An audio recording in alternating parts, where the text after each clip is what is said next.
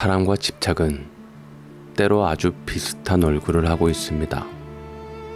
누군가를 지키고 싶다는 마음이 너무 커지면 어느 순간 그 사람의 행복보다 내 자리와 내 서운함을 먼저 붙들게 되기도 하죠.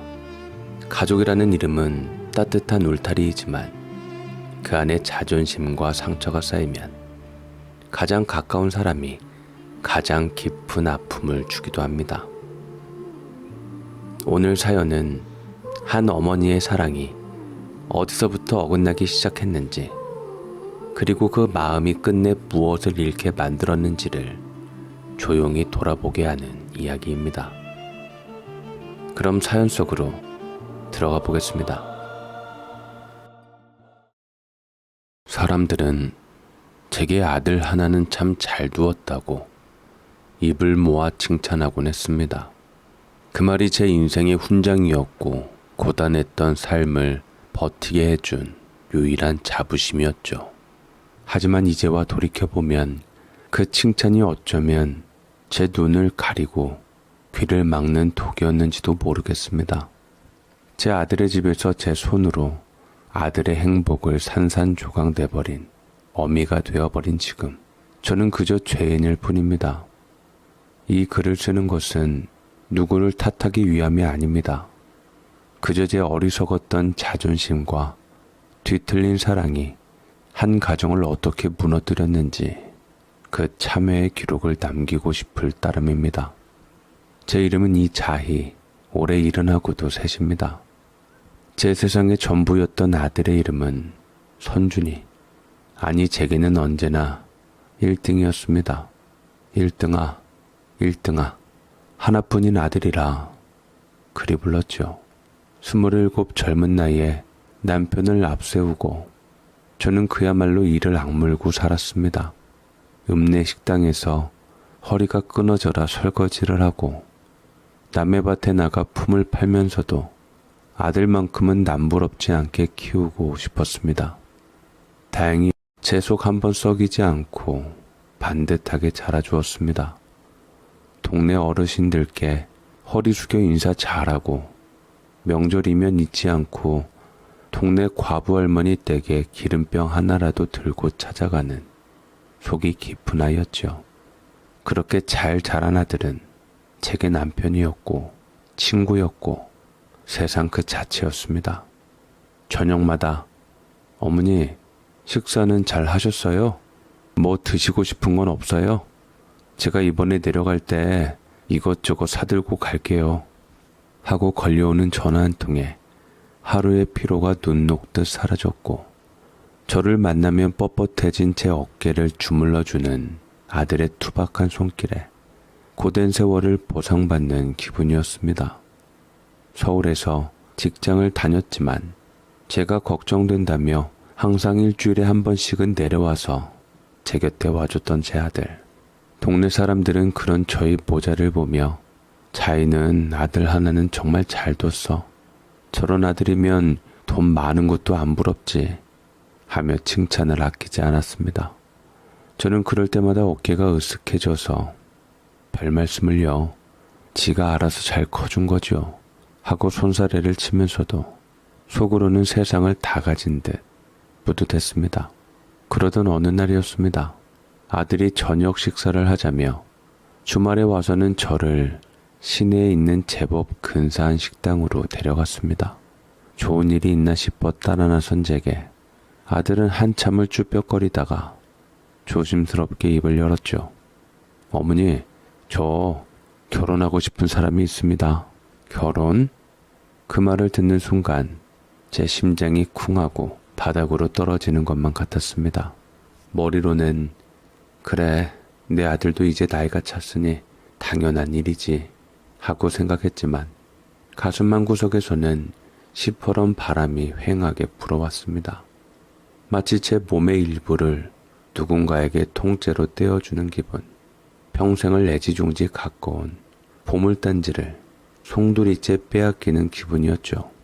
아들 하나만 바라보고 살아온 제게 며느리라는 존재는 제 것을 나눠 가져야 할, 어쩌면 제 자리를 위협할지도 모르는 낯선 침입자처럼 느껴졌습니다. 하지만 저는 애써 입꼬리를 끌어올려 웃어 보였습니다.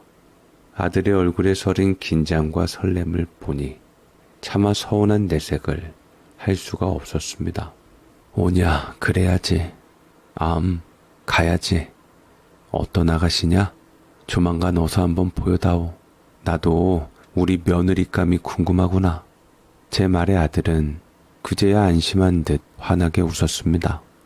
그 웃는 얼굴을 보니 서운했던 마음 한편으로 그래, 내 아들이 행복하다면 그걸로 됐다 하는 생각이 들었습니다.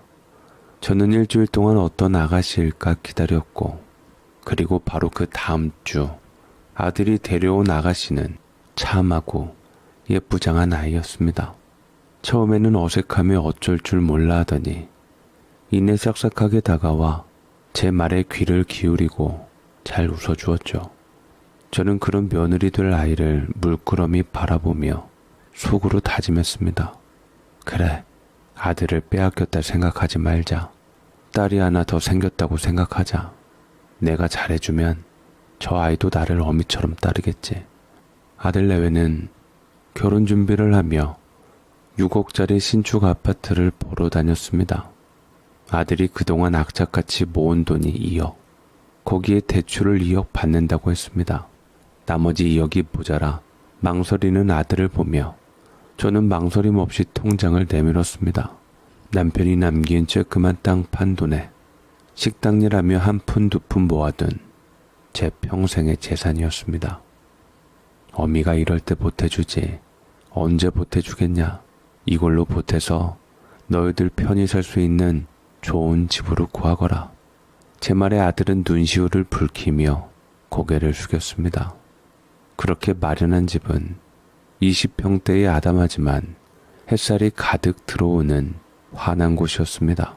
새 가구와 살림살이가 들어오고 두 아이가 알콩달콩 살아갈 보금자리가 꾸며지는 것을 보니 제 마음도 덩달아 부풀어 올랐습니다. 결혼식 날 고운 한복을 차려입은 며느리는 제 손을 꼭 잡으며 말했습니다. 어머니, 앞으로 저를 친딸처럼 여기고 많이 가르쳐주세요. 저도 어머니 딸처럼 잘할게요. 그 말 한마디에 제 마음속에 남아있던 마지막 응어리마저 스르르 녹아내리는 것 같았습니다. 저는 진심으로 며느리를 딸처럼 여기고 싶었습니다. 딸이 없어 서러웠던 지난 세월을 보상받는 기분으로 함께 장을 보고 음식을 만들며 오순도순 지내는 미래를 그렸습니다. 제 평생을 바친 아들이었고 이제는 딸까지 얻었으니 이보다 더한 행복이 어디 있겠나 싶었죠. 저는 그렇게 제 인생의 가장 따뜻한 봄날이 시작되었다고 굳게 믿고 있었습니다. 하지만 새 식구가 생겼다는 기쁨은 딱 거기까지였습니다. 처음 몇 달은 제 기대대로 흘러가는 듯 했습니다. 주말이면 아들 내외가 저를 찾아와 함께 밥을 먹었고 며느리는 제 옆에 꼭 붙어 앉아 어머니, 이 나물은 어떻게 무쳐야 이렇게 맛있어요? 그렇게 살갑게 굴었습니다. 저는 신이 나서 제 평생의 비법인 양간장이며 참기름 비율을 알려주었고 그런 저희를 흐뭇하게 바라보는 아들의 얼굴을 보며 이제 정말 한 가족이 되었구나 안도했습니다. 저는 며느리 생일이면 잊지 않고 미역국을 끓여보냈고 철마다 나는 좋은 과일이 있으면 한 상자씩 사서 아들 편에 들려보냈습니다. 제 딴에는 어미로서 할 수 있는 최선을 다하고 있다고 믿었습니다. 하지만 언제부터였을까요? 며느리 얼굴에서 조금씩 그늘이 보이기 시작한 것이. 처음에는 그저 신혼이라 피곤해서 그런가 보다, 직장 생활이 힘든가 보다 하고 대수롭지 않게 넘겼습니다. 그런데 그런 날들이 점점 잦아졌습니다. 제가 무언가 말을 건네면 예전처럼 눈을 맞추고 웃는 대신 아, 네 하고 짧게 대답하고는 고개를 돌려버리기 일쑤였습니다. 함께 밥을 먹을 때도 제게 살갑게 말을 걸기보다 제 눈치를 살피는 듯한 느낌을 받았습니다. 마치 투명하고 얇은 유리벽 하나가 우리 사이에 세워진 것 같았습니다. 손을 뻗으면 닿을 듯 가까운데 결코 그 벽을 넘어설 수 없는 그런 답답한 거리감이었습니다. 결정적인 사건은 첫 명절을 앞두고 터졌습니다. 저는 며느리와 함께 전 부치고 송편 빚을 생각에 며칠 전부터 마음이 들떠 있었습니다. 아들 집에 가서 함께 장을 보고 도란도란 이야기를 나누며 명절 음식을 만들고 싶었죠. 그런데 명절을 며칠 앞둔 날 아들에게서 전화가 왔습니다. 어머니, 저 이번 명절에는 저희끼리 그냥 조용히 보내면 안 될까요? 집사람이 요즘 몸이 좀 안 좋아서요. 전화기 너머로 들려오는 아들의 목소리는 무척이나 곤혹스러워 보였습니다. 저는 순간 가슴이 철렁 내려앉았습니다. 몸이 안 좋다니 어디가 얼마나 아픈 것인가. 걱정이 앞섰지만 그보다 더 큰 것은 서운함이었죠. 시집와서 맞는 첫 명절인데 아프다는 핑계로 시어머니를 찾지 않겠다는 소리로 들렸기 때문입니다. 그래? 어디가 많이 아프다더냐? 그럼 내가 가서 좀 돌봐주랴? 제가 그렇게 말하자 아들은 잠시 머뭇거리다가 말끝을 흐렸습니다. 아니에요, 어머니. 그 정도는 아니고요. 그냥 좀 쉬면 괜찮을 거예요. 어머니도 이번 명절은 좀 편히 쉬세요. 그 말을 듣는 순간 저는 모든 것을 알아차렸습니다. 아픈 것은 핑계일 뿐 그저 오기 싫다는 뜻이라는 것을요. 어디서 시월드라는 흉한 말을 주워들었는지는 몰라도 명절의 시댁에 와서 일하는 것이 싫었던 모양입니다. 저는 아무 말도 할 수 없었습니다. 여기서 서운한 티를 내면 속 좁은 시어머니가 되는 것이고 아들은 저와 며느리 사이에서 난처해질 것이 뻔했습니다. 저는 억지로 목소리를 가다듬고 말했습니다. 그래, 알았다. 그럼 푹 쉬라고 하거라. 몸조리 잘하고. 전화를 끊고 나서 저는 한참을 멍하니 앉아 있었습니다. 부엌 한쪽에 쌓아둔 밀가루 포대와 장봐온 나물 꾸러미가 저를 비웃는 것 같았습니다. 딸처럼 여기겠다던 제 다짐이, 함께 오순도순 지내고 싶었던 제 꿈이 와르르 무너져 내리는 기분이었죠. 우리 사이에는 아무 일도 없었습니다. 저는 며느리에게 싫은 소리 한 번 한 적 없고 고된 시집살이를 시킨 적도 없습니다. 결혼한 지 얼마 되지도 않았으니까요. 그런데 며느리는 시작도 하기 전에 지레 겁을 먹고 제게서 등을 돌려버린 것입니다. 그날 이후 저는 며느리에게 먼저 연락하는 것을 그만두었습니다. 제가 다가가려 할수록 며느리는 더 멀리 달아나는 것 같았고 그런 관계에 저 역시 지쳐갔습니다. 아들은 그런 저희 사이를 눈치챘는지 저를 찾아올 때마다 늘 제 눈치를 살폈습니다. 어머니, 뭐 서운한 거 있으세요? 집사람이 뭘 잘못했나요? 아들의 물음에 저는 그저 고개를 저을 뿐이었습니다. 아니다. 뭐가 서운하겠냐. 너희들만 잘 살면 나는 더 바랄 게 없다. 저는 정말로 아들이 곤란해지는 것을 원치 않았습니다. 제 서운한 감정 때문에 아들이 아내와 등지고 살게 할 수는 없는 노릇이었습니다. 그래서 저는 꾹 참았습니다. 명절이나 제 생일에도 찾아오지 않는 며느리가 야속했지만 그러려니 했습니다. 아들이 제목까지 챙겨주는 용돈 봉투를 건네며 어머니 죄송해요. 제가 대신 하고 말끝을 흐릴 때면 저는 괜찮다는 듯 아들 어깨를 두드려 주었습니다. 됐다. 나는 네 마음 하나면 충분하다. 그렇게 저는 제 마음을 꾹꾹 눌러 담는 법을 배워갔습니다. 서운함이 쌓여 돌덩이가 되어도 아들 앞에서는 아무렇지 않은 척 웃었습니다. 아들은 그런 저를 볼 때마다 안쓰러운 눈빛을 했고 저는 그 눈빛만으로도 위로를 받았습니다. 그래, 아들이 내 마음을 알아주면 됐지. 며느리에게 뭘 더 바라겠나. 그렇게 스스로를 다독이며 저는 보이지 않는 벽 너머의 며느리를 그저 바라볼 뿐이었죠. 아들 내외의 행복을 위해 저는 기꺼이 외로운 섬이 되기로 마음먹었습니다. 하지만 그 섬에 홀로 갇혀 지내는 시간이 길어질수록 제 마음속에서는 차가운 파도만 거세게 몰아치고 있었습니다. 그렇게 며느리와는 대면대면한 채로 몇 년의 세월이 흘렀습니다. 저는 지방의 작은 제 집에서, 아들은 서울의 번듯한 아파트에서 각자 삶을 살아갔습니다.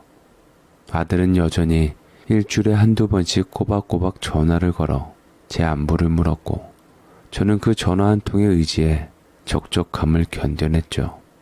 그러던 어느 날부터인가 몸에 이상한 신호가 오기 시작했습니다. 가만히 앉아 있는데도 숨이 턱까지 차오르고, 밤에 누우면 가슴이 답답해서 잠을 이룰 수가 없었습니다. 동네 의원에서는 나이 들어 그러는 거라며 대수롭지 않게 말했지만 증상은 날이 갈수록 심해졌습니다. 결국 읍내에서 제법 큰 병원을 찾아가 정밀 검사를 받았습니다. 의사는 제 심장 초음파 사진을 한참이나 들여다보더니 안경을 고쳤으며 무겁게 입을 열었습니다. 어르신, 심장 판막에 문제가 생겼습니다. 이대로 두면 위험하니 수술을 받으셔야겠습니다. 의사의 말이 마치 먼 나라 이야기처럼 뜬구름 잡는 소리로 들렸습니다. 수술이라니요. 평생 병원 문턱 한 번 제대로 넘어본 적 없이 튼튼하게 살아온 저였습니다.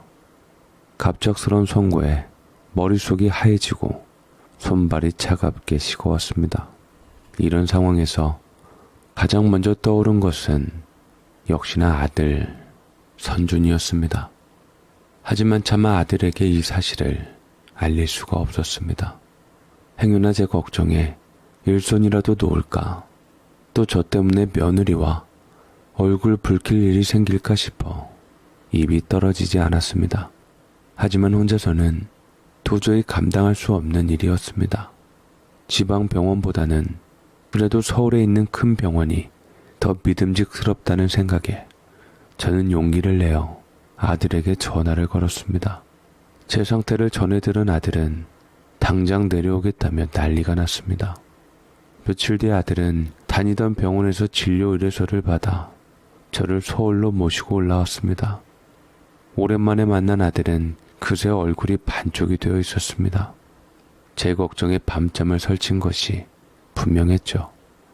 아들 차를 타고 서울로 향하는 내내 저는 창밖만 멍하니 바라보았습니다. 아들 집에 신세를 져야 한다는 사실이 마음을 무겁게 짓눌렀습니다. 며느리가 과연 나를 반겨줄까? 가뜩이나 불편한 사이인데 병든 시어미까지 며칠씩 머무는 것을 좋아할 리가 없었습니다. 아니나 다를까 아들 집에 도착하자 저를 맞는 며느리의 얼굴에는 어색한 미소만 걸려 있었습니다. 어머니 오셨어요? 고생 많으셨죠? 입으로는 걱정하는 말을 하면서도 그 눈빛에서는 왜 굳이 여기까지 오셨을까 하는 불편한 기색이 역력히 느껴졌습니다. 아들은 그런 분위기를 애써 무시하려는지 방을 열어주었습니다. 어머니, 이 방 쓰세요. 제가 다 치워놨어요. 아들은 어색한 분위기를 없애려 부산을 떨었지만 저는 그 집에 발을 들여놓는 순간부터 숨이 턱 막히는 기분이었습니다. 마치 남집에 잘못 들어온 불청객이 된 것만 같았습니다. 그날 밤 저는 아들 내외가 자는 것을 확인하고 조용히 짐을 챙겼습니다. 그리고 아들 몰래 집을 빠져나와 근처 모텔방을 잡았습니다. 차가운 방바닥에 앉아있자니 처량한 제 신세에 눈물이 왈칵 쏟아졌습니다. 네 아들 집을 바로 코앞에 두고 어미는 여관방 신세를 져야 하는 이 기막힌 상황이 서러웠습니다. 다음날 아침 제가 없어진 것을 알고 사색이 되어 찾아온 아들은 어떻게 알았든지 모텔방에 웅크리고 앉아있는 저를 보고는 그대로 무너져 내렸습니다. 어머니, 왜 여기서 주무세요? 왜요? 아들은 어린아이처럼 엉엉 울며 제 등을 두드렸습니다. 저는 그런 아들을 차마 볼 수가 없어 고개를 숙였습니다. 니처 보기 미안해서 그랬다. 나 때문에 너희들 불편할까봐. 제 말에 아들은 말을 잇지 못하고 한참을 울기만 했습니다. 그날 이후 아들은 제 손을 잡고 병원을 오갔고 저녁이면 저를 모텔방에 데려다 주고는 한참을 서성이다 돌아가곤 했습니다. 그런 아들의 뒷모습을 볼 때마다 제 가슴은 갈기갈기 찢어지는 것 같았습니다. 다행히 서울의 큰 병원에서는 수술 날짜를 잡아주었고 저는 아들의 애타는 기도 덕분인지 무사히 수술을 마칠 수 있었습니다. 마취에서 깨어났을 때 가장 먼저 보인 것은 퉁퉁 부은 눈으로 제 손을 꼭 잡고 있는 아들 얼굴이었습니다.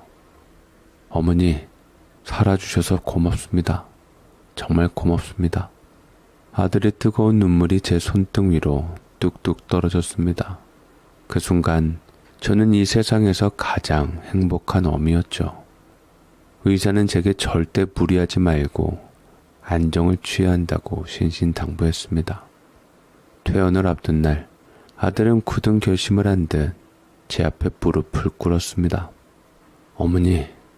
어머니가 며느리 눈치 보느라 모텔에서 주무시면서 병원 다니신 거 제가 불효자식입니다. 어머니를 제대로 모시지 못해서 정말 죄송합니다. 이제부터라도 제가 어머니 모실 겁니다. 아무 걱정 마시고 저랑 같이 저희 집으로 가요. 다신 어머니 혼자 외롭게 두지 않겠습니다. 아들의 단호한 말에 저는 눈시울이 붉어졌습니다. 하지만 한편으로는 걱정이 앞섰습니다. 며느리는 제 수술 기간 내내 병원에 얼굴 한번 비추지 않았습니다. 그런 며느리가 과연 병든 시어미를 반길 리가 없었습니다. 하지만 아들은 막무가내였습니다.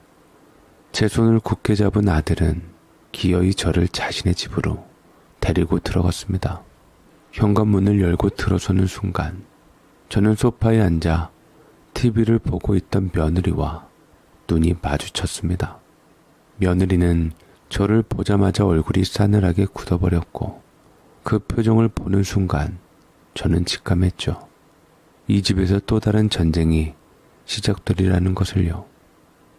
아들 집에 들어온 첫날부터 저는 가시방석에 앉은 기분이었습니다. 며느리는 대놓고 싫은 내색을 하지는 않았지만 온몸으로 저를 밀어내고 있었습니다. 제가 거실에 앉아 있으면 제 쪽으로 눈길 한번 주지 않았고 부엌에서 달그락거리는 소리는 유난히 더 크고 신경질적으로 들렸습니다. 밥상머리에서는 아들이 묻는 말에만 겨우 대답할 뿐 저와는 단 한마디도 섞으려 하지 않았습니다. 그 싸늘한 침묵이 제게는 천마디의 원망보다 더 아프게 박혔습니다. 저 역시 예전처럼 며느리의 눈치를 보며 참고만 싶지는 않았습니다. 내 아들이, 내 목숨 같은 아들이 나를 모시겠다고 데려온 집입니다. 그런데 며느리가 뭐라고 감히 병든 시어미를 이리도 박대하는가 싶어 속에서 우라같이 밀었습니다. 하지만 제가 무어라 한마디라도 하면 그 불똥은 고스란히 아들에게 튈 것이 뻔했죠. 아들은 퇴근하고 돌아오면 제 방에 먼저 들러 제 혈압을 재고 약을 챙겨주며 어떻게든 제 마음을 풀어주려 했었습니다. 그런 아들의 지친 얼굴을 보면 차마 며느리에 대한 불평을 입 밖으로 꺼낼 수가 없었습니다. 아마 아들이 중간에서 며느리에게 단단히 주의를 준 모양이었습니다. 며칠이 지나자 며느리의 태도가 조금은 누그러졌습니다. 저를 보고 마지못해 인사는 건넸고 식사 때가 되면 제 방으로 밥상을 가져다 주기도 했습니다. 저는 그 정도만으로도 됐다 여기고 마음을 놓기로 했죠. 어차피 며느리와 살갑게 지낼 생각은 진작에 접었고 그저 아들 마음 편하게 해주는 것만이 제 도리라 생각했습니다. 그렇게 어색한 동거가 이어지던 어느 날 며느리가 제 방으로 과일 접시를 들고 와서는 머뭇거리며 제 앞에 앉았습니다. 그리고는 뜻밖의 말을 꺼냈습니다. 어머니, 죄송했어요. 제가 생각이 짧았어요. 저는 의아한 눈으로 며느리를 쳐다보았습니다. 며느리는 고개를 숙인 채 말을 이었습니다. 어머니 아프신데 제가 너무 제 생각만 한 것 같아요. 남편한테도 미안하고 어머니께도요. 저는 며느리의 갑작스러운 사과에 당황했지만 한편으로는 마음 한구석이 뭉클해졌습니다. 어쩌면 이 아이도 나름대로 힘든 시간을 보내고 있었을지도 모른다는 생각이 들었습니다. 저는 며느리의 손을 잡으며 말했습니다. 아니다. 나도 너한테 잘해준 것 없는 시어미인데 뭘. 내가 더 미안하지. 그래도 기왕 있게 되었으니 앞으로 우리 잘 지내보자. 네, 어머님. 그날 이후 정말 거짓말처럼 집안 분위기가 달라졌습니다. 며느리는 매일같이 제 식사와 약을 챙겨주었고 주말에는 아들과 함께 저를 부축해 공원 산책을 나가기도 했습니다. 저는 아들 내외의 지극한 효심에 고마움을 느끼며 이 집의 진짜 어른으로서 비로소 편안한 날들을 보낼 수 있었습니다. 그러던 어느 날 저녁 아들이 제 방으로 들어와 조심스럽게 말을 꺼냈습니다. 어머니, 저희 세 식구 살기에는 집이 좀 좁아서 그런데 조금 넓은 곳으로 이사하면 어떨까요? 아들의 말은 일리가 있었습니다. 20평대 아파트는 신혼부부가 살기에는 적당했지만 저까지 함께 살기에는 방 하나가 늘 부족하고 답답한 것이 사실이었죠. 아들은 내친김에 저를 제대로 모시고 싶다며 제가 가진 고향집과 논밭을 정리해서 집값에 보태면 어떻겠냐고 물었습니다. 솔직히 망설여졌습니다. 그 집은 남편과의 추억이 깃든 곳이었고 제 젊은 날의 땀과 눈물이 고스란히 배어있는 곳이었습니다. 모든 것을 버리고 서울로 올라와 아들에게 완전히 의지하며 사는 것이 두렵기도 했습니다. 하지만 저를 끔찍이 위하는 아들의 마음을 보니 더 이상 제 고집만 부릴 수는 없었습니다. 며칠 밤낮을 고민한 끝에 저는 큰 결심을 내렸습니다. 저는 고향에 내려가 집과 얼마 안 되는 돈을 모두 처분했습니다. 평생 살아온 고향을 등지고 떠나는 발걸음이 천근만근 무거웠지만 아들과 함께할 미래를 생각하며 마음을 다잡았습니다. 그렇게 마련한 돈으로 아들이 받아놓았던 대출금 2억을 모두 갚아주고 남은 돈 5억까지 탈탈 털어 아들 돈 2억과 합쳤습니다. 우리는 33평짜리 새 아파트로 이사를 갔고 저는 아들 제안에 따라 집 명의를 제 이름으로 해두었습니다. 아들이 나중에라도 딴 마음을 먹지 못하게 하려는 제 나름 안전장치이기도 했고 아들 역시 당연히 어머니 이름으로 해야죠 라며 흔쾌히 동의했습니다. 새 집은 넓고 쾌적했습니다. 동네도 이전보다 훨씬 살기 좋은 곳이라 아들 내외의 출퇴근길도 편해졌죠. 며느리는 넓은 집으로 이사온 곳이 무척이나 기쁜지 제게 연신 어머니 정말 고맙습니다 하며 허리를 숙였습니다. 저 역시 그런 며느리를 보니 기분이 좋았습니다.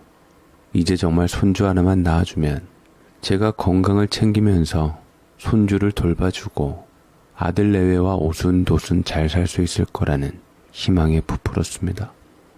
하지만 그 평화는 오래가지 않았습니다. 모든 것을 뒤흔들 불청객이 우리 집에 발을 들인 것은 쌀쌀한 바람이 불기 시작하던 어느 늦은 가을밤이었죠. 밤늦게 초인종이 울렸고 문을 열자 그 앞에는 흠뻑 젖은 생쥐꼴을 한 낯선 여인이 서 있었습니다. 잔뜩 겁에 질린 얼굴로 우리를 올려다보는 그 여인은 바로 며느리의 친정어머니, 제게는 사돈이 되는 강숙희라는 여자였죠. 사돈은 남편과 일찍이 이혼하고 자식들만 믿고 살아왔다고 했습니다. 그런데 믿었던 아들이 사업을 한다며 몇 번이나 돈을 가져다 쓰더니 나중에는 어머니 집까지 몰래 팔아치우고는 돈을 들고 도망쳐 버렸다는 것이었습니다. 사돈은 늘 그런 사람이었습니다. 그것 때문에 며느리는 언제나 속상해하고 친정 어미를 편하게 대하지 못하고 등만 보고 살았다고 들었습니다. 그래서 제가 더 며느리의 친정 어미처럼 좋게 대하고 싶었던 것도 사실입니다. 딸한테 돈 달라는 것 빼고는 연락 없었던 안사돈이었는데 역시나 이번에도 하루아침에 길거리에 나앉게 된 사돈은 오갈 데가 없어 딸 집을 찾아온 것이었죠. 사부인, 제가 갈 곳이 없습니다. 아들놈한테 쫓겨나서 이 꼴로 찾아오게 되었습니다. 사돈은 눈물을 뚝뚝 흘리며 마룻바닥에 주저앉았고 며느리는 그 모습을 보고 마음이 찡했던지 눈시울을 붉힌 후 지 엄마가 불쌍하다며 제 앞에 무릎을 꿇었습니다. 어머니, 제발 저희 엄마 좀 며칠만이라도 같이 지내게 해주세요. 네? 제가 정말 잘할게요. 저는 그 순간 머리를 한 대 세게 얻어맞은 듯 멍해졌습니다. 물론 며칠 정도는 괜찮지요. 하지만 제가 볼 때는 어디 갈 데도 없는데 한번 발을 들여놓게 하면 계속 저희 집에 있을 것만 같았지요. 정 떨어지는 말인지는 모르겠으나 제가 며느리의 어미까지 거둘 필요는 없다고 생각했습니다. 그것도 아들밖에 모르고 딸인 며느리는 나 몰라라는 어미를 말이죠. 난감하기 짝이 없었지만 오밤중에 거짓골로 찾아온 사람을 매정하게 내쫓을 수는 없는 노릇이었습니다. 저는 마지못해 고개를 끄덕였습니다. 하지만 마음 한구석에서는 불길한 예감이 스멀스멀 피어오르고 있었습니다. 이 집의 평화가 곧 깨지게 될 것이라는 불길한 예감이 말입니다. 사돈 강숙희라는 여자가 우리 집에 머물게 된 첫 며칠은 생각보다 나쁘지 않았습니다. 저와 내기인 사돈은 말수가 많고 부침성도 좋아서 어색한 분위기를 곧잘 풀어냈습니다. 아이고 사부인, 이렇게 좋은 집에서 사시니 얼마나 좋으세요. 다 사부인 덕에 우리 딸이 호강하네요. 하며 저를 연신 지켜 세우는 통에 저도 모르게 경계심이 조금씩 풀렸습니다. 평생 홀로 지내온 저나 남편과 일찍이 헤어진 사돈이나 처지가 비슷한 구석이 있어 그런지 금세 말벗이 되었습니다. 낮에는 함께 텔레비전을 보며 드라마 주인공 욕을 하기도 하고 저녁에는 식탁에 마주 앉아 옛날 이야기를 나누며 적적함을 달래기도 했습니다. 저는 어쩌면 이것도 나쁘지 않겠다는 생각을 했습니다.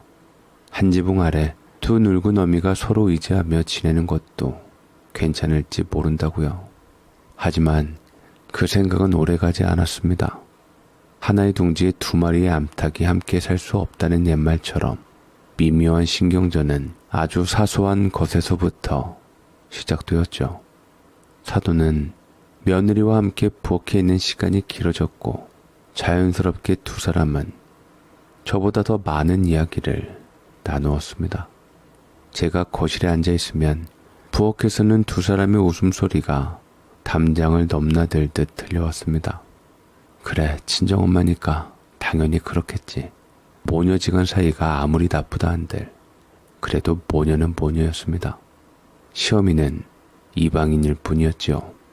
마음이 헛헛하고 질투도 나고 그 웃음소리가 어느 순간부터 제 귀에는 마치 저를 따돌리는 그들만의 암호처럼 들리기 시작했습니다. 저는 졸지에 이 집의 주인이 아니라 딸과 엄마의 오붓한 시간에 끼어든 눈치 없는 손님이 되어버린 기분이었죠. 감정골이 깊어진 것은 어느 날 저녁의 일이었습니다. 그날따라 유난히 몸이 으슬으슬하고 기력이 없어 저녁도 먹는 둥 마는 둥 하고 방에 들어와 누워 있었습니다. 잠결에 거실에서 아들과 사돈이 나누는 소곤거리는 소리가 들려왔습니다. 장모님, 이거 하루에 한 팩씩 꼭 챙겨 드세요. 기력 회복에 좋은 거라고 합니다. 아이고, 김서방, 뭘 이런 걸 또, 아이고, 이렇게 비싼 걸. 아닙니다. 장모님 건강하셔야죠. 형님한테 이것저것 신경 쓰시느라 많이 힘드셨을 텐데. 아이고, 아들보다 사위가 낫구만. 내가 무슨 복이 많아서 이렇게 백년손님 사위를 얻었대. 고마워. 잘 먹을게. 아니에요, 장모님. 그저 할도리만 했을 뿐인걸요. 저는 가만히 귀를 기울였습니다. 제 아들 선준이를 부르는 사돈의 목소리는 꿀이라도 바른 듯 살가웠죠. 분명히 제 아들을 예뻐하니 좋아야 하는데 이것도 마음이 헛헛했습니다. 아들 며느리를 수완 좋은 안사돈에게 뺏긴 느낌이랄까요. 저는 조용히 방문을 열고 거실을 내다보았습니다. 아들이 사돈의 손에 갈색포에 담긴 한약을 한 팩 쥐어주고 있었습니다.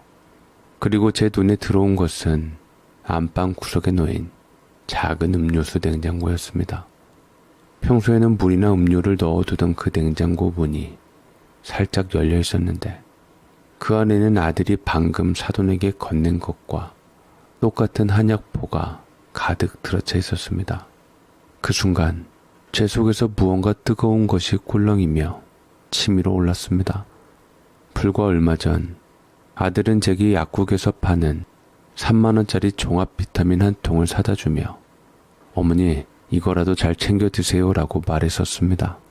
그런데 사돈에게는 저 비싸 보이는 보약을 냉장고 가득 채워두고 챙겨주고 있었던 겁니다. 저는 너무 섭섭한 나머지 참지 못하고 작은 마음으로 성큼성큼 거실로 나가 아들을 조용히 불렀습니다. 선준아, 이리 좀 와보거라. 저건 뭐냐? 제 목소리는 저도 모르게 차갑게 날이 서 있었습니다. 아들은 제 손가락이 가리키는 한약을 보고는 몹시 당황한 얼굴을 했습니다. 아, 어머니, 그게 장모님은 기력이 많이 쇠하셔서 원래 두 분 다 맞춰드리려고 했는데 워낙 보약값이 비싸다 보니 한 달에 한 재씩 지어드리려고 했어요. 다음 달에는 어머니 차례니까 조금만 기다려주세요. 아들은 그렇게 말끝을 흐렸습니다. 변명이라는 것을 모를 만큼 저는 어리석지 않았습니다. 솔직히 나이로 치면 생일도 내가 몇 달 더 빠른데 내 아들이 내가 배 아파 낳은 내 아들이 저보다 사돈을 먼저 챙기고 있었습니다. 더 기가 막힌 것은 사돈 태도였습니다. 사돈은 아들의 말이 끝나기 무섭게 한약팩을 자기 방으로 쏙 가지고 들어가 버렸습니다. 마치 도둑이 제 물건을 감추듯 말입니다. 그 후로도 사돈은 제 눈을 피해 몰래 한약을 마셨고 다 마신 한약 껍데기는 제 눈에 띌까봐 자기 방 쓰레기통 깊숙한 곳에 쑤셔 넣어버리는 것을 제 눈으로 똑똑히 보았습니다. 차라리 제 앞에서 당당하게 김서방이나 먹으라고 챙겨준 거예요. 다음 달에는 사돈도 사다 준대요. 하고 말을 했다면 이토록 비참하지는 않았을 겁니다. 저를 속이고 기만했다는 생각에 배신감으로 온몸이 부들부들 떨렸습니다. 그날 이후 저는 사돈의 모든 행동이 눈에 거슬리기 시작했습니다. 아니, 거슬리는 정도가 아니라 혐오스러웠습니다. 밥상머리에서 사돈이 며느리를 도와 제게 밥을 퍼줄 때면 일부러 제 밥 공기에만 밥을 적게 담는 것처럼 보였습니다. 그리고 갓 볶아 맛있는 멸치볶음이나 당조림 같은 반찬은 죄다 자기와 아들, 며느리 앞으로 쓱 가져다 놓고 제 앞에는 김치 쪼가리나 해놓은 지 며칠은 된 시든 나물 반찬만 찔끔 덜어놓았습니다. 마치 일하는 사람 밥 주듯 말입니다. 하루는 참다 못해 밥그릇을 탁 소리가 나게 내려놓으며 말했습니다. 사부인, 내 입은 입도 아닙니까? 마시는 건 다 그쪽으로만 가져가고 내 앞에는 먹다 남은 것 같은 것만 놓으십니까? 제 말에 사돈은 얼굴이 불그락 푸르락해졌고 며느리는 어머니 왜 그러세요? 하며 제 눈치를 봤습니다. 아들은 그 사이에서 어쩔 줄 몰라 하며 안절부절 못했습니다. 그날 이후로 우리 집 식탁에는 웃음소리가 완전히 사라졌습니다. 제가 텔레비전으로 좋아하는 연속극을 보고 있으면 사돈은 일부러 다가와 아무 말 없이 다른 채널로 돌려버렸습니다. 제가 콩나물국과 생선을 좋아하는데 사돈이 밥을 차릴 때는 한동안 어김없이 콩나물국과 생선이 올라오지 않았습니다. 집안에선 생선 굽는 거 아니다. 아유, 냄새나. 콩나물국도 더운데 웬 말이냐? 그냥 쉽게 차려 먹자. 있는 반찬으로. 저는 마음이 울컥하며 이 모든 것이 저를 이 집에서 밀어내려는 사돈의 치밀한 계략이라고 생각했습니다. 아들과 며느리의 마음을 자기 편으로 만들어 이 집의 실질적인 안주인 자리를 꿰차려는 속셈이 분명했다 생각이 들었습니다. 하지만 저는 물러설 수 없었습니다. 감정이 차오르면 때로는 어린아이 같은 마음이 생기기도 하나 봅니다. 이 집은 내 집이라는 생각과 내 평생을 바쳐 모은 돈으로 내 아들을 위해 마련한 내 집이라는 생각, 저는 결코 저 여자에게 내 자리를 빼앗기지 않으리라는 생각, 내 아들의 집에서 내 자리를 반드시 지켜내리라고 굳게 다짐했습니다. 그렇게 보이지 않는 전쟁은 매일 매 순간 집안 구석구석에서 조용하고도 치밀하게 벌어지고 있었습니다. 집안에서의 냉전은 밖으로까지 번져나갔습니다. 사돈 강숙희는 겉보기에는 사람 좋아 보이는 얼굴을 하고 있었지만 그 속내는 구렁이보다 더 음흉한 여자였습니다. 낮 시간에 동네 노인정이라도 나갈 때면 그 여자는 온갖 불쌍한 표정을 지어 보이며 동네 사람들의 동정심을 샀습니다. 그리고는 제 험담을 교묘하게 늘어놓기 시작했습니다. 내가 사부인 댁에 얹혀 사는 처지라 뭐라 말은 못하지만 우리 딸이 시집살이가 이만저만이 아니에요. 시어머니 성격이 어찌나 매운지. 그 여자 입을 거치면 저는 하루아침에 며느리 잡는 악독한 시어미가 되어 있었습니다. 심지어 제가 아들 내외를 좌지우지하려고 일부러 집 명의를 제 이름으로 해놓고 돌려주지 않는다는 말까지 서슴없이 해댔습니다.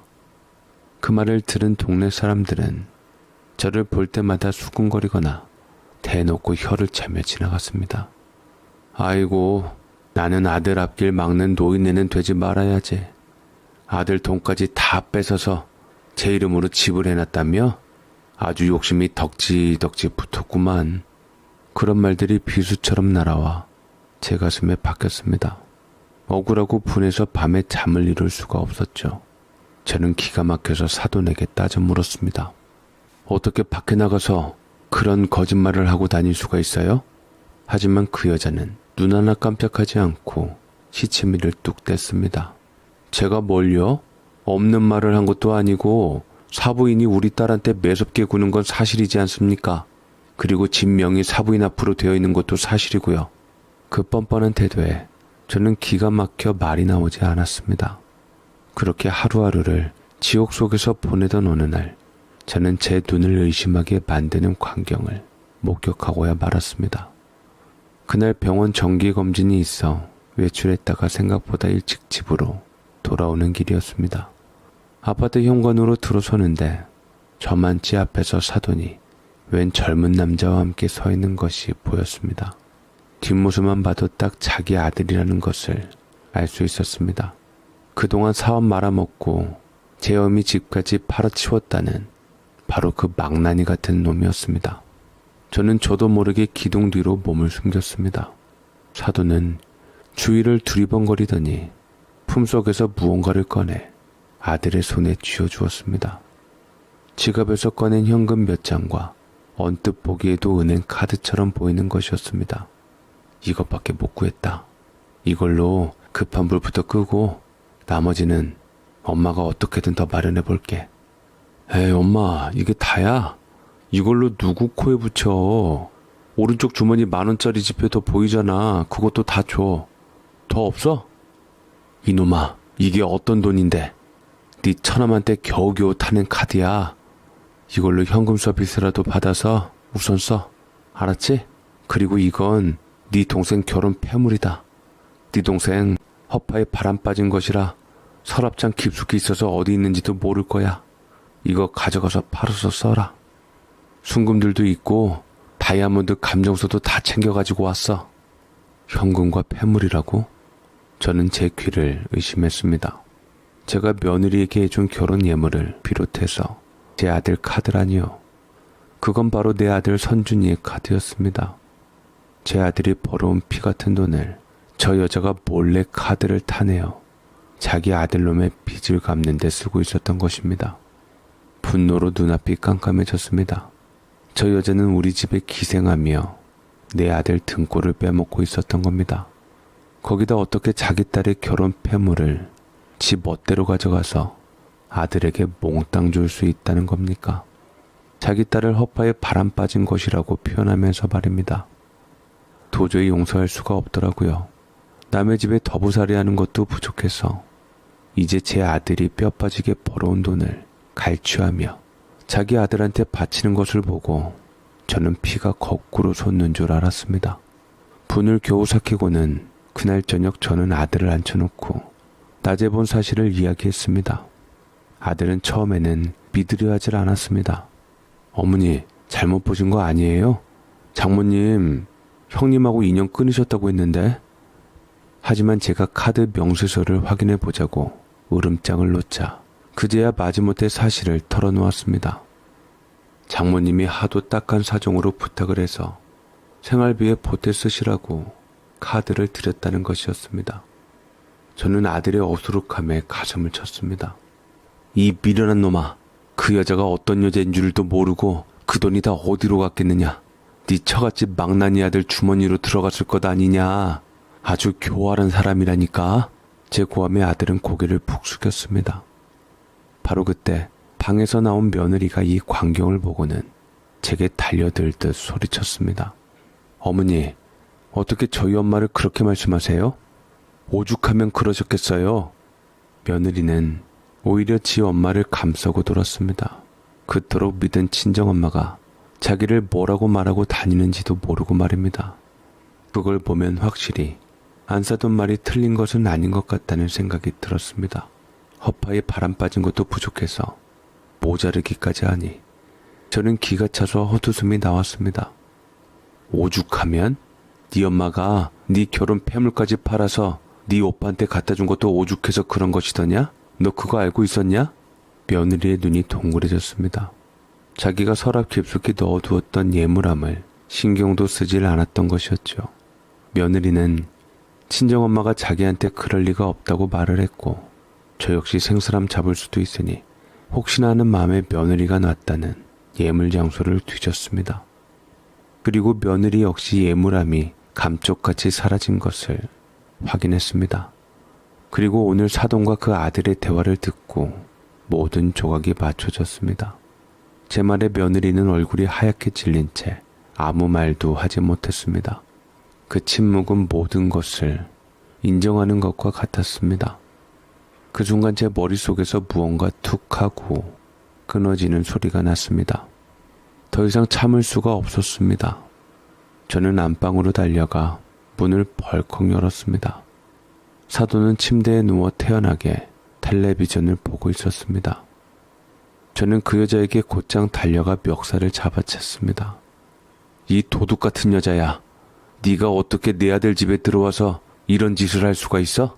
얹혀 사는 주제에 양심 좀 있어라. 제 고함에 사돈도 벌떡 일어나 제게 맞섰습니다. 이게 미쳤나? 어딜 손을 대? 내가 내 딸 집에 와서 내 사위 돈 좀 쓴 게 뭐 그리 큰 죄라고. 내가 네 돈 가져다 썼냐? 내가 해준 폐물도 내 돈으로 샀고 네가 지금 발 뻗고 자는 이 집도 내 집 아니냐? 더부살이 하면서 이렇게 뻔뻔하기까지 하니 그러니까 네가 아들한테 버림받은 거 아니냐? 그러니 아들을 그따위로 키웠지. 네 하는 꼬라지를 보니 부모 버린 아들 키울만 하네. 뭐야? 뭐 이런 게 다 있어? 너는 맹추 같은 아들 안 키웠냐? 허허실실한 모자른 아들보다야 똑똑하고 야무진 우리 아들이 낫지. 오냐, 오늘 너 죽고 나 살자. 이거 안 놔? 그야말로 난투극이었죠. 사돈은 조금도 미안한 기색 없이 씩씩거리며 제게 달려들었습니다. 그 순간 제 이성의 끈은 완전히 끊어져 버렸습니다. 우리는 서로의 머리채를 움켜쥐고 바닥을 뒹굴기 시작했습니다. 제 평생 누구와 이렇게 육박전을 벌여본 것은 처음이었습니다. 하지만 억울함과 분노가 제 온몸을 지배했고 저는 그저 이 여자를 내 집에서 끌어내야겠다는 생각밖에 없었습니다. 나가. 당장 내 집에서 나가. 싫어. 여긴 내 딸 집이야. 네가 뭔데 나가라 말아야? 아들과 며느리가 저희가 붙은 줄 알고 뒤늦게서야 불이 나게 왔고 깜짝 놀라면서 어떻게 해서든 저희를 떼어놓으려 했지만 그동안 쌓였던 한 번 터진 분노는 멈출 줄을 몰랐습니다. 어머니, 제발 그만하세요. 장모님, 그만하세요. 하는 아이들의 울부짖음이 귀에 들리지 않았습니다. 그 아수라장 속에서 며느리가 저와 안사돈을 떼어누르다가 동시에 우리 둘의 힘에 밀려 뒤로 완전히 나뒹굴어지게 되었고, 그 순간 갑자기 약하는 비명과 함께 바닥에 쓰러졌습니다. 하지만 저는 그것조차 눈에 들어오지 않았습니다. 그저 이 힘든 상황을 피하려는 며느리의 얄팍한 꾀병이라고 그렇게 치부해버렸습니다. 제 눈에는 오직 제 것을 훔치고 저를 기만한 저 뻔뻔한 사돈의 얼굴만 보일 뿐이었죠. 집안은 전쟁터나 다름없었습니다. 서로 머리채를 잡고 악을 쓰던 저와 사돈을 뜯어말리던 아들의 울음 섞인 고함, 배를 움켜쥐고 쓰러져 끙끙 앓던 며느리의 신음소리가 뒤엉켜 그야말로 아수라장이었습니다. 결국 기력이 다한 제가 먼저 손을 놓았고, 사돈은 헝클어진 머리를 한 채 제게 저주를 퍼부으며 자기 방으로 들어가 문을 잠가버렸습니다. 아들은 쓰러진 며느리를 부축해 안방으로 데리고 들어갔고, 저는 텅 빈 거실에 홀로 남아 가쁜 숨을 몰아쉬었습니다. 온몸이 땀으로 흠뻑 젖었고 심장은 금방이라도 터져버릴 듯이 쿵쾅거렸습니다. 분노가 지나간 자리에는 지독한 허탈감과 서늘한 냉기만이 남았습니다. 다음날 아침, 저는 낯선 고요함 속에서 눈을 떴습니다. 늘 이 시간이면 부엌에서 들려오던 며느리의 달그락거리는 소리가 들리지 않았습니다. 어젯밤의 소동 때문에 늦잠을 자는가 싶어 저는 무거운 몸을 일으켜 거실로 나갔습니다. 집안은 이상할 만큼 조용했습니다. 사돈 방문은 굳게 닫혀 있었고 안방문도 마찬가지였죠. 저는 왠지 모를 불안감에 휩싸여 식탁으로 다가갔습니다. 그리고 그 위에 덩그러니 놓여있는 흰 봉투 하나를 발견했습니다. 심장이 쿵 내려앉는 기분이었습니다. 떨리는 손으로 봉투를 집어들었습니다. 제 이름이나 사돈의 이름이 적혀있지는 않았습니다. 그저 두 분께라고만 쓰여 있었습니다. 봉투를 열자 안에는 곱게 접힌 편지지 한 장이 들어있었습니다. 저는 천천히 편지를 펼쳤습니다. 저희를 찾지 마세요. 두 분 사이에 지쳐서 도저히 살 수가 없습니다. 그게 전부였습니다. 짧은 문장 아래에는 아들과 며느리의 이름이 나란히 적혀 있었습니다. 글씨는 심하게 떨리고 있어서 아이들이 이 편지를 쓰면서 얼마나 많은 눈물을 흘렸을지 짐작조차 할 수 없었습니다. 그 순간 저는 아들이, 내 목숨보다 소중한 내 아들이 저를 버리고 도망쳤다는 믿을 수 없는 사실에 눈앞이 캄캄해졌습니다. 손에 들고 있던 편지지가 힘없이 바닥으로 떨어졌고 저는 그대로 식탁 의자에 주저앉았습니다. 처음에는 분노가 치밀어 올랐습니다. 어떻게 어미를, 그것도 병든 어미를 내버려 두고 야반 도주를 할 수 있단 말인가. 그깟 마누라가 뭐라고, 저를 기만한 사돈이 뭐라고 이 어미를 배신할 수 있단 말인가. 모든 것이 며느리와 사돈 탓이라고 생각했습니다. 그 여자들이 내 아들을 홀리고 꿰어내서 나를 버리게 만든 것이라고 그렇게 믿고 싶었습니다. 며칠 동안 저는 넋이 나간 사람처럼 지냈습니다. 밥도 넘어가지 않았고 잠도 오지 않았습니다. 텅 빈 아들의 방을 들여다보며 하염없이 눈물만 흘렸습니다. 사돈은 제게 악을 썼지요. 다 당신 때문이야. 네가 우리 애들을 쫓아낸 거라고.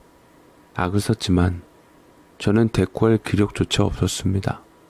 그 여자와 다투는 것조차 이제는 무의미하게 느껴졌습니다.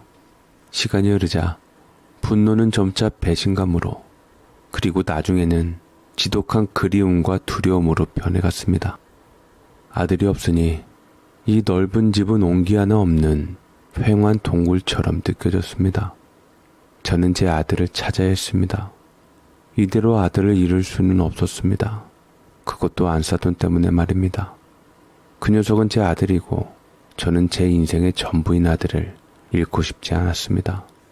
저는 경찰서로 가서 다짜고짜 아들을 상대로 실종 신고를 하겠다고 말했습니다. 경찰들은 성인이 제 발로 나간 것을 실종 신고하기는 어렵다며 난색을 표했지만 저는 막무가내로 매달렸습니다. 법의 힘을 빌려서라도 아들을 제 앞에 데려와야 했습니다. 그리고 묻고 싶었습니다. 왜 떠났는지, 도대체 뭐가 그렇게 불만이었는지, 내게서 벗어나는 것이 그렇게도 소원이었는지 말입니다. 결국 경찰의 도움으로 아들의 거처를 찾아내는 데는 오랜 시간이 걸리지 않았습니다. 아들 내외는 서울 변두리의 작은 월세방에서 지내고 있었습니다. 연락을 받고 집으로 돌아온 아들의 얼굴은 제가 알던 아들의 모습이 아니었죠. 며칠 사이에 10년은 늙어버린 듯 퀭하고 지쳐 보였습니다. 며느리 역시 창백한 얼굴로 아들의 뒤에 숨어 저를 경계의 눈빛으로 쳐다볼 뿐이었습니다. 저는 애써 위험 있는 목소리를 꾸며내며 아들을 다그쳤습니다. 제 초라한 마음을 들키고 싶지 않았기 때문입니다. 이제야 얼굴을 보이는구나. 너희들 어떻게 이 어미를 버리고 떠날 수가 있어? 도대체 뭐가 불만이야? 내 이름으로 된 이 집? 사돈 말 맞다나 너한테 명의 이전 안 해줘서 홧김에 떠난 거였어? 저는 일부러 사돈을 들먹이며 아들의 마음을 떠보았습니다. 아들이 그깟 재산 때문에 저를 버렸다고는 믿고 싶지 않았지만 달리 이유를 찾을 수가 없었습니다. 제 날카로운 물음에 아들은 한동안 아무 말 없이 바닥만 내려다보았습니다. 그 침묵이 저를 더욱 초조하게 만들었습니다. 그리고 잠시 후 천천히 고개를 든 아들은 제가 평생 한 번도 본 적 없는 깊은 절망과 원망이 뒤섞인 얼굴로 저를 보며 입을 열었습니다. 그 입에서 나온 말은 제가 상상할 수 있는 가장 끔찍한, 비수보다도 더 날카롭게 제 심장을 관통했습니다. 어머니, 저희 아이 죽었습니다. 아이라니? 아들의 말이 무슨 뜻인지 저는 순간 이해할 수가 없었습니다. 결혼한 지 몇 년이 지나도 아이 소식이 없던 애들이었습니다. 제가 무슨 소리냐고 되묻자 아들은 그동안 억눌러 왔던 감정을 터뜨리며 울부짖었습니다. 그 울음에는 슬픔과 분노, 그리고 저와 사돈을 향한 지독한 원망이 뒤섞여 있었습니다. 사실 그날, 두 분이 싸우시던 그날 제 아내 뱃속에 아이가 있었습니다. 임신 5주였어요. 그런데 두 분 때문에 두 분을 말리다가 넘어져서 그 충격으로 아이를 잃었다고요. 그 지긋지긋한 싸움 때문에 제 아내가 스트레스를 받고 얼마나 힘들었을지 생각 한번 해보셨어요? 양가 어른 두 분이 제 아이를 죽인 겁니다. 아들의 절규가 제 귀에 박히는 순간 세상 모든 소리가 멎었습니다. 윙하는 이명과 함께 머릿속이 새하얗게 비어버렸습니다. 저는 아무 생각도 할 수 없었습니다. 그저 아들의 일그러진 얼굴만 멍하니 바라볼 뿐이었죠.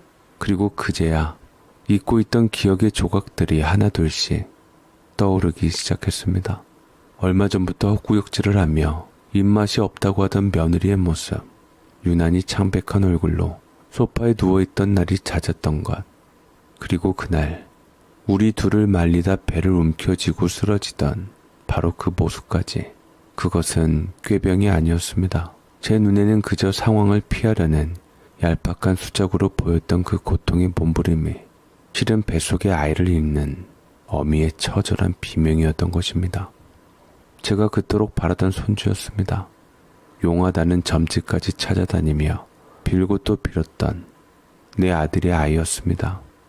그런데 제가 바로 제 손으로 그 아이를 사라지게 만든 것이었죠. 사돈에게 퍼부었던 악담들, 밥그릇을 타박하던 제 유치한 모습, 짐승처럼 서로의 머리채를 잡고 싸우던 그 끔찍한 순간들이 파노라마처럼 제 눈앞을 스쳐 지나갔습니다. 저는 그저 이 집에서 제 자리를 지키고 싶었을 뿐인데, 제 하찮은 자존심을 세우고 싶었을 뿐인데, 그 결과가 제 혈육의 목숨을 앗아간 것이었습니다. 저는 다리에 힘이 풀려 그대로 바닥에 주저앉았습니다. 아들의 울음소리도 제 등 뒤에서 그깟 내 좀 잃었다고 어른들한테 너무하네 라며 씩씩거리는 사돈의 목소리도 저는 들리지 않았습니다. 제 세상은 완전히 무너져 내렸습니다. 아들 내외는 더 이상 저희와 함께 살 수 없다고, 이 집에서 단 하루도 숨 쉴 수가 없다고 차갑게 말했습니다. 집도 없이 떠나가는 그 와중에도 아들은 매달 2푼 생활비는 보내주겠다고 했습니다. 그 말을 듣는 순간 저는 차라리 제 뺨이라도 한 대 올려 붙여주길 바랬습니다. 어미를 원망하고 저주하는 것이 차라리 나았습니다. 저를 버리고 떠나는 마지막 순간까지 어미 걱정을 하는 아들의 그 마음이 제 가슴을 수천 개 바늘로 찌르는 것보다 더 고통스러웠습니다. 저는 떠나가는 아들의 뒷모습을 붙잡지 못했습니다. 무슨 자격으로 붙잡을 수 있겠습니까? 제 손으로 아들의 가슴에 대못을 받고 아들 미래를 송두리째 앗아간 죄인이 무슨 염치로 아들 발목을 잡을 수 있겠습니까? 아들 내외가 떠나고 집에는 다시 저와 사돈만 남았습니다. 하지만 저는 더 이상 그 여자와 한 공간에서 숨 쉴 수가 없었습니다. 저는 제정신이 아닌 상태로 사돈 짐을 끌어내 현관 밖에 내던졌습니다. 나가. 당장 나가. 당신 같은 여자는 당장 내 집에서 나가야 돼. 당신만 없었어도 우린 아무 일도 일어나지 않았을 거야. 손주도 지킬 수 있었을 거고, 며느리도 떠난 마당에 무슨 염치로 내 집에 있어. 당장 나가라고. 내 차 많이 구워서 진짜 그깟 집 가지고 유세야? 진짜 치사하게 구네. 나간다 나가. 네 집에 다시 놀 일 없을 거다. 그렇게 안사돈은 저를 원망하고 욕하며 떠났습니다. 그 여자가 사라지고 나서야 집안에는 완벽한 고요함이 찾아왔습니다. 하지만 그래도 속이 시원하지 않았습니다. 뭔가 캥기고 답답하고 저는 텅 빈 집의 고요함 속에서 매일 밤 똑같은 생각을 반복했습니다. 만약 그날 내가 사돈에게 조금만 더 너그러웠더라면, 아들 돈을 가져다 쓴 것을 알았을 때 분통을 터뜨리기보다 아들 마음을 먼저 헤아려 주었더라면, 며느리에게 질투하기보다 따뜻한 말 한마디를 먼저 건넸더라면, 만약 그날 내가 그 지긋지긋한 자존심을 단 한 번만 내려놓았더라면 지금쯤 내 품에 귀한 손주를 안아볼 수 있지 않았을까. 하지만 이제 와서 후회한들 무슨 소용이 있겠습니까? 시간은 되돌릴 수 없고 사라진 생명은 다시 돌아오지 않습니다. 저는 제 아들의 집에서 제 손으로 제 아들의 행복을 부숴버린 죄인이 되어 홀로 남겨졌습니다. 요즘 저는 가끔 아들과 전화 통화를 합니다. 아들 목소리는 여전히 어둡고 우리 사이에는 예전 같지 않은 불편한 공기가 흐릅니다. 저는 그 어색함마저도 제가 받아야 할 벌이라고 생각합니다. 저는 이 집을 부동산에 내놓았습니다. 집값이 그동안 많이 올라 제법 큰 돈이 손에 쥐어졌습니다. 이 돈은 제 것이 아닙니다. 아들 행복을 위해 써야 할 돈이었습니다. 저는 이 돈을 모두 아들에게 보내주고 저는 다시 고향으로 돌아갈 생각입니다. 아들 덕분에 서울 구경도 해보고 잠시나마 서울에 있는 좋은 집에도 살아보고 덕분에 돈도 벌었으니 그걸로 족합니다. 이 모든 것이 모두 현명한 제 아들 덕분이었다는 생각에는 변함이 없습니다. 부디 제 아들이 저를 용서하지는 못하더라도 아픔을 딛고 다시 행복해지기를, 며느리와 함께 웃음을 되찾기를 멀리서나마 빌고 또 빌 뿐입니다. 이제 저는 제 죄의 무게를 짊어지고 남은 생을 조용히 속죄하며 살아가려 합니다. 부디 나중에 아들이 마음을 다시 먹고 제게 돌아오길 바라네요. 이 늙은 애미의 간절한 소망입니다. 제 사연을 읽어주셔서 감사합니다.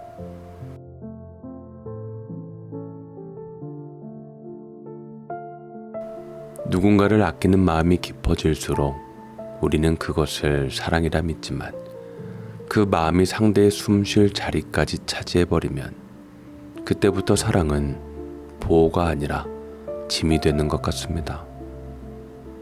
부모의 사랑은 자식을 내 곁에 묶어두는 것이 아니라 자식이 제 삶을 살아가도록 조용히 한 걸음 물러나 주는 일인지도 모릅니다. 너무 늦게 깨달은 후에는 사과가 될 수는 있어도 잃어버린 시간을 다시 데려오지는 못하지요. 부디 남은 세월만큼은 아픔이 원망으로만 남지 않고 서로가 조금은 편히 쉴 수 있는 기억으로 천천히 바뀌어 가길 바라봅니다. 오늘도 끝까지 함께 해주셔서 감사합니다.